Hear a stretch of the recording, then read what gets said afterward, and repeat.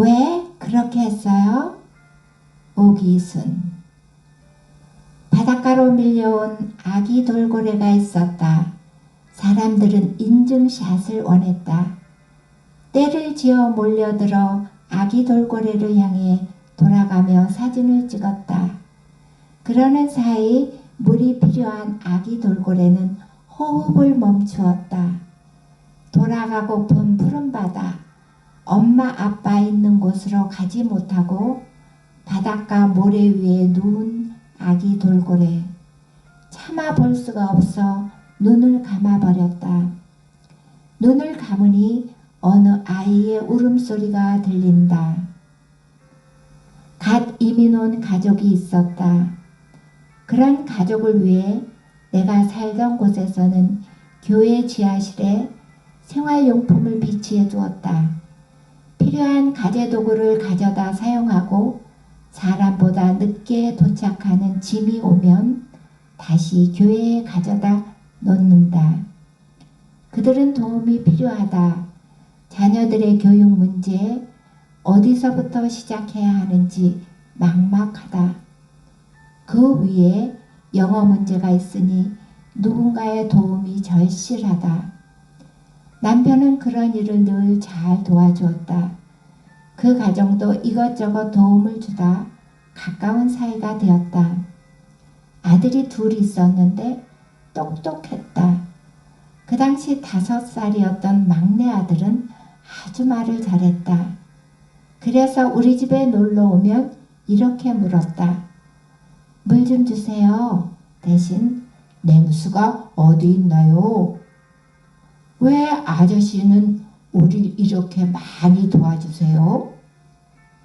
이렇게 큰 집에 사는 것을 보니 아주 부자지요. 이처럼 이것저것 말하는 것이 어른 같아서 우리는 많이 웃곤 했다. 말을 얼마나 잘하는지 어린아이인데 대화가 통하는 것 같다. 그뿐 아니라 아이는 곤충들과도 이야기를 하고 생물과 무생물 할 것 없이 대화 상대가 된다고 했다. 그러나 학교에 가면 영어를 알아듣지 못하니 사고를 친다는 것이다. 알 수 없는 말을 몇 시간 동안 앉아서 듣고 있으니 얼마나 힘이 들겠는가. 매일 그 유창한 언어를 한마디도 하지 못하고 돌아오니 학교가 재미없고 시무룩하다. 부모는 걱정이 되고 마음이 쓰여 우리에게 자문을 구하기도 했지만 1년만 지나면 돼요. 걱정 마세요. 라고 위로했다.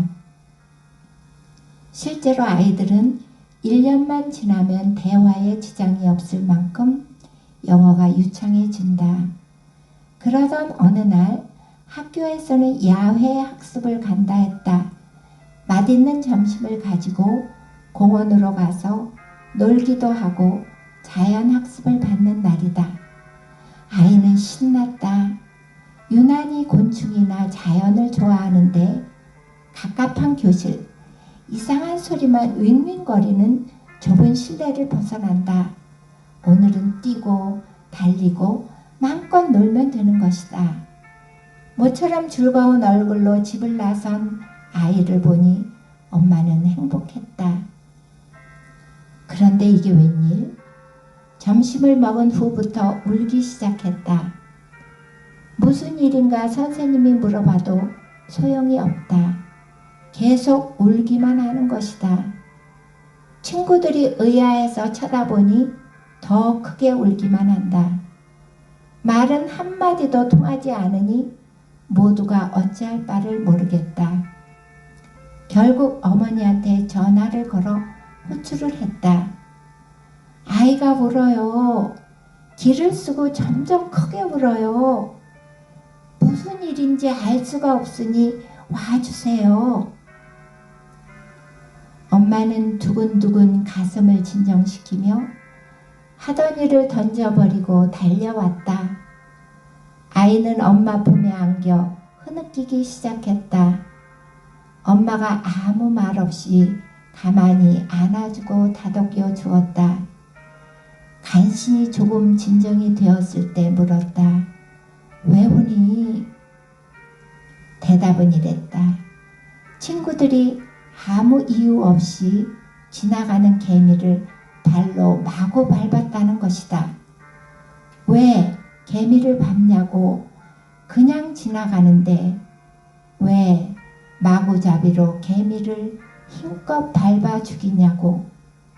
너무 화가 나는데 말을 못하니 그냥 울기 시작한 것이라고 말했다. 왜? 라는 질문에 아무도 대답을 못했다. 선생님도 부모도 친구들도 그저 가만히 아이만 바라보고 있었다. 바다로 돌아가지 못하고 모래 위에 누운 아기 돌고래 인증샷 이야기. 그 아이가 오늘 이 뉴스를 봤다면 어떻게 했을까? 몇 날 며칠을 울지 않았을까? 아이의 울음소리와 질문이 내 가슴에 들리는 듯하다. 왜 그렇게 했어요? 나는 무슨 대답을 아이에게 해줄 수 있을까? 재미있게 들으셨나요? 오기순의 왜 그렇게 했어요? 였습니다. 다음엔 가래떡 두 줄로 찾아뵙겠습니다. 감사합니다.